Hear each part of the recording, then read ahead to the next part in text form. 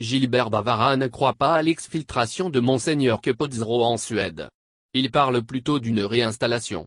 Il demande par ailleurs au prélat de revenir au Bercail pour vivre parmi les siens. À entendre l'ancien fonctionnaire du système des Nations Unies, Monseigneur Keppozzero n'a rien fait pour mériter une exfiltration. Et sa vie n'est aucunement en danger, comme son regroupement politique voulait le faire croire. Gilbert Bavara estime qu'un nonagénaire comme Monseigneur Keppozzero devrait normalement vivre avec les siens dans son milieu naturel. Qu'est-ce qu'on peut espérer pour un nonagénaire comme Monseigneur Keppozzero? Qu'il soit dans son milieu naturel, qu'il se réveille auprès des siens, qu'il puisse se balader dans les rues de Lomé tranquillement. En avril 2020, s'il y avait une raison d'inquiéter l'archevêque émérite, il l'aurait été inquiété. Il a été accompagné tranquillement dans sa résidence.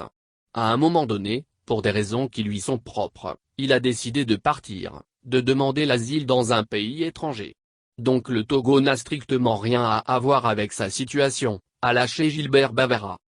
Le ministre en charge de la fonction publique soupçonne par ailleurs l'entourage immédiat du prélat d'être à l'origine de ce départ vers Suède.